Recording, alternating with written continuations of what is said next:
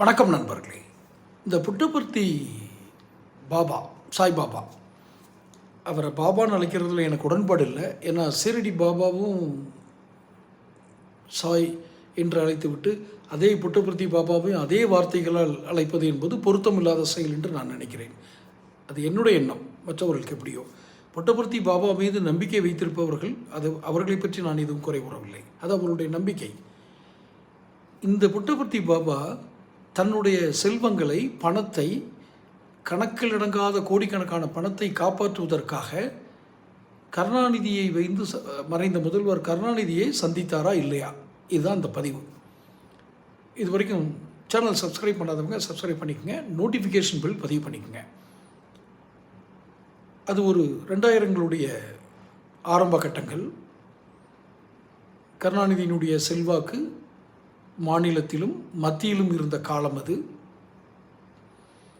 தன்னுடைய ட்ரஸ்ட் அந்த Puttaparthi Sai Baba charitable trust, whatever the name என்ன வேணாலும் இருக்கலாம். ஆனால் புட்டபர்த்தியுடைய அந்த சாய்பாபாவுடைய சேரிட்டபிள் ட்ரஸ்ட் கோடிக்கணக்கான பல்லாயிரம் கோடி டாலர் கூட இருக்கலாம் மதிப்பிலான பணங்களை பாதுகாக்க வேண்டும், பணமாக பாதுகாக்க வேண்டும், சொத்துக்களை பாதுகாக்க வேண்டும். அரசியல் ரீதியாக ஏதேனும் அழுத்தங்கள் வந்து விடுமோ என்று அவர் சற்று அஞ்சினார். யார்? இந்த புட்டபர்த்தி பாபா. ஒரு ஞான வாழ்க்கைக்குள் சென்றவர். பெரிய மாந்திரிக தாந்திரிகள் எல்லாம், அதாவது கையை இப்படி அசைச்சார்னா திருநீர் வந்துடும், இப்படி அசைச்சா பூ வந்துடும். ஆனால் அவர் இப்படி அசைச்சா பிரதமரோ எந்த அரசியல் தவறும் வரலை. அப்போ அவர் வந்தது சென்னை கோபாலபுரத்தில் உள்ள கருணாநிதி அவர்களின் முன்னாள் முதல்வர் கருணாநிதி அவர்களுடைய வீட்டிற்கு.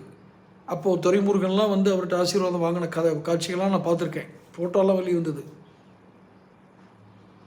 இதை மறைந்த தலைவர் கருணாநிதியினுடைய மனைவி தயாளு அம்மா வந்து ஆசீர்வாதம் வாங்கினாங்க. ஆனால் கருணாநிதி மிக தெளிவாக இருந்தால், ஒரு விஷயத்தை தெளிவாக இருந்தார். என்ன? இவர் எதற்காக வந்திருக்கிறார்? அவருடைய தெளிவு எல்லாத்துக்கும் வராது. பெரிய ஒரு நீண்ட அரசியல் களத்தை கண்டவர் அல்லவா. அதனால் அவருக்கு வந்து அதில் ஒன்றும் வேப்பு இல்லை, அவர் தெளிவு இருந்தது. இவர் ஏன் நம்மகிட்ட வந்து நிற்கிறார்? ஏனென்றால் இவர் விரல் அசைத்தால் உலகத்தில் உள்ள அத்தனை ஆளுமைகளும் புட்டபர்த்திக்கு வர்றாங்க. ஆனால் இவர் கருணாநிதி தேடி வந்தார். ஏன்?